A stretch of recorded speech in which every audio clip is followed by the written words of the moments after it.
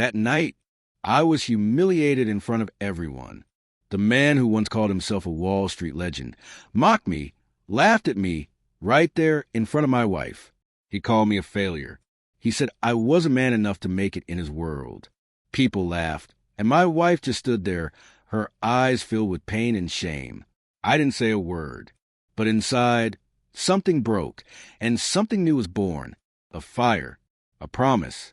That one day, he would remember this night, not for his laughter, but for his fall. He was powerful, arrogant, untouchable. The kind of man who built empires by crushing others beneath his feet. And I was just a small investor, someone he thought didn't matter.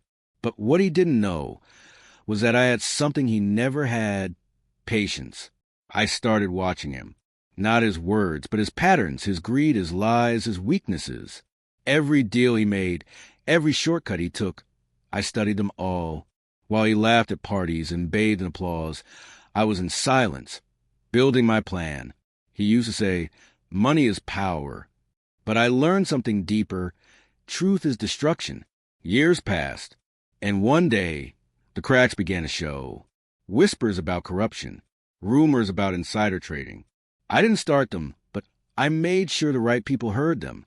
I gathered evidence, one document at a time, until I had a story the world couldn't ignore. A story that would burn his empire to ashes. When the time was right, I released everything.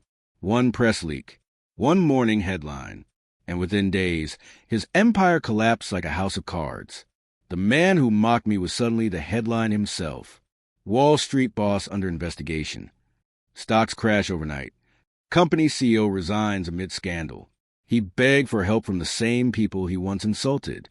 But no one came, because when you build your kingdom on greed, it only takes one truth to tear it apart.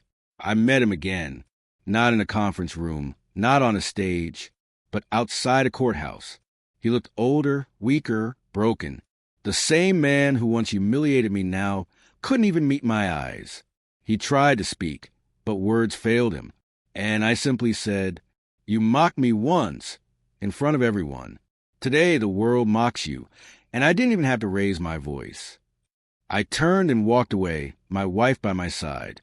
For the first time, I saw pride in her eyes, not for what I'd done, but for what I'd become. Because revenge isn't always about shouting louder. Sometimes, it's about letting time speak for you. And when it does, the echo is far louder than any insult. He mocked me once, but that moment made me unstoppable.